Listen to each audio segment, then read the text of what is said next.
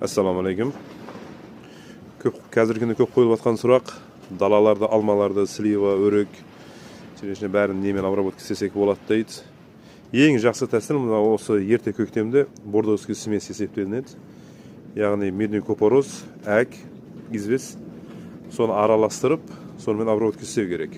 Пока ko'chetlar oyanganga дейін 3% qiluvga bo'ladi. Ya'ni 10 litr suvga 300 gram medniy ko'poroz, 300 gram akni qo'shasiz hozir.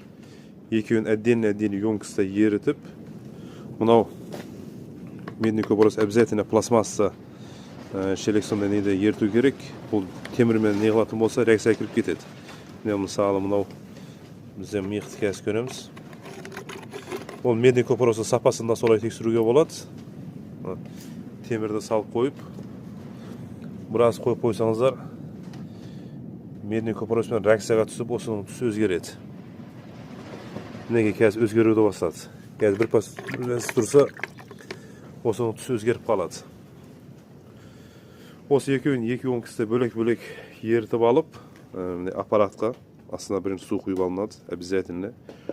Потом аппаратқа бірінші ақ қосылады. Әкті сүзіп, өзінің сүзелеге де жетеді. Осы мені сүзіп, өткізіп, кейін екіншісі барып, медный көпірос қосылады. Бірінші медный көпірос қосылып, үстіне ақ қосылса, кішкене күш қайтады ма, сондай бірдеңесі бар да.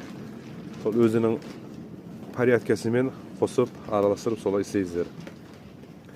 Бұл енді қазір почкалар оянбастан істелінетін. Егер нелер оянып қалса почкалар, онда уже сіздер 1% қылып обработка істесеңіздер болады. Яғни 10 литр суға 100 грамм медный көпіроз, 100 грамм акты қосып, сонымен істесеңіздер болады.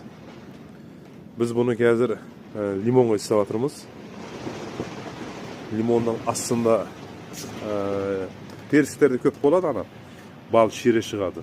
Сондайлар шықпау үшін осы стол жағын, төменгі жағын осымен кішкентай обработка істеп қоюға болады.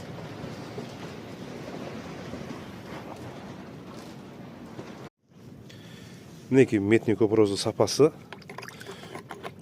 Осыны салып қойып, мінекей қазіргі миық осындай түсі өзгереді.